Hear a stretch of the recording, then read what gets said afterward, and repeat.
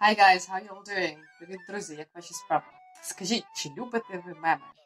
Я син що любите. Але скільки разів ви відчували розчарування і збентеження від того, що не могли зрозуміти такий дуже очевидно простий мем? Наприклад, як цей.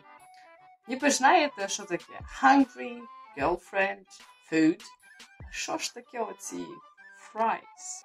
Або інше відчуття, коли ви вже супер-пупер advanced and proficient speaker. Ніби зрозуміли всі слова окремо, але загального змісту чомусь немає. І ще й зовсім не смішно. Окей? That's enough. Досить цього. Саме тому я би хотіла розпочати такий маленький відеокурс з мемології. І згодом випустити кілька епізодів для всіх трьох рівнів. Для beginner, intermediate and advanced learners. Тому будьте готові, що ви будете часто чути такі слова, як past simple, заперечні речення, прийменники та phrasal verbs. Але я сподіваюся, що після цього курсу вони перестануть бути такими страшними, особливо, якщо нам в цьому буде допомагати інтернаціональна інтернет-культура. Сьогоднішнє відео буде найпершим з серії «Як вчити англійську з мемасами».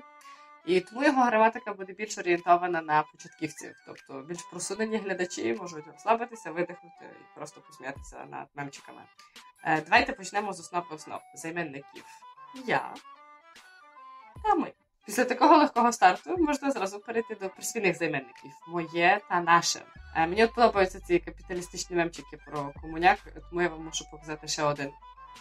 Mom during an argument. My house. Mom during cleaning. Our house. Найкористіше в цьому мемі навіть не займенники моє та наше, а прислівник during.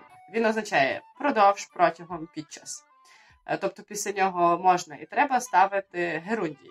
Тобто ing закінчення. Cleaning, eating, speaking. Якщо ви хочете бути вбивчо іронічним, вам треба знати, як можна формувати найпростіші питання. Де тут зв'язок? Ось тут. Я що, жарт для тебе? Am I a joke to you? Для кращого українського перекладу дієслово «м» упущено. Але прошу звернути увагу, де воно стоїть у питанні. На першому місці. Чи я для тебе жарт? Як щодо онлайн-шопінгу? $25, $30. Окей, з цифрами все ясно, але що ж таке цей шипінг? Корабель? Ще й вільний? Free shipping за $25? Безплатне плавання за $25? А тут ми стикаємося з тим, наскільки багато споріднених значень може мати одне єдине слово. І free тут буде означати безкоштовний, а shipping – це не що інше, як доставка.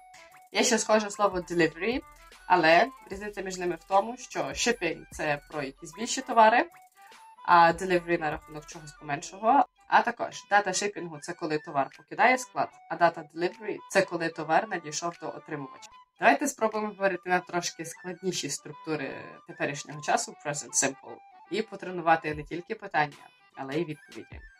Who are we? Clients. What do we want? We don't know. Перше. Тут є питальні слова «хто» та «що». Друге – це допоміжне дієслово to do. Прошу звернути увагу на другий рядок, тому що там є як і питання, так і формування заперечної форми. We don't know. Для обидвох випадків вам необхідне допоміжне дієслово to do. Давайте підемо ще далі і розглянемо наступний приклад. Who are we, philosophers? What do we want? What do we want? What do we want? Where are we? What does it mean? Who am I? Тут додалось запитання де і, мабуть, ще одне речення, напевно, що найважливіше для всіх початківців. Що це означає? What does it mean? Я вас вітаю! Щойно ви пройшли або просто пригадали добру частину будь-якого підручника з англійської для початківців за 5 хвилин. А тепер домашнє. Кидайте ваші варіанти в коменти. Я виберу найкращий і опублікую його в наступному відео. А щоб вам було трошки легше, я покажу вам зразок. Якщо маєте ще якісь питання по граматиці, або вокабуляру, або просто пропозиції для наступних відео, теж пишіть мені. Всім дуже дякую. Всі вільні. Бай-бай.